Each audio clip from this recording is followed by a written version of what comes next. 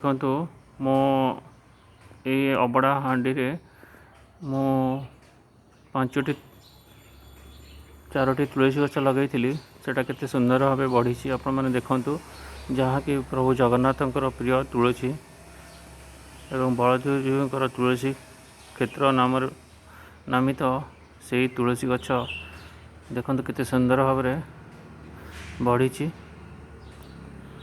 ଆଉ ଏହା ଆମ ସମସ୍ତ ଓଡ଼ିଆ ସଂସ୍କୃତି, ଓଡ଼ିଆ ଘରର ପ୍ରତ୍ୟେକ ଘରର ସାମ୍ନାରେ ତୁଳସୀ ଚଉରା ସ୍ଥାପିତ ହୋଇଥାଏ ଏବଂ ତାକୁ ପ୍ରତିଦିନ ସକାଳେ ସନ୍ଧ୍ୟାବେଳେ ପୂଜା କରାଯାଏ ଏବଂ ଏହା ଘରର ସାମ୍ନାରେ ରହିଲେ ଘର ପାଇଁ ଶୁଭଙ୍କର ଦେଇଥାଏ ଏବଂ ଏହା ମୂଳରେ ଥିବା ମାଟି ମଧ୍ୟ ମସ୍ତକରେ ଲଗାଇ ଯେକୌଣସି କାମରେ ବାହାରକୁ ଗଲେ ସଫଳତା ପ୍ରାପ୍ତ ହୁଏ।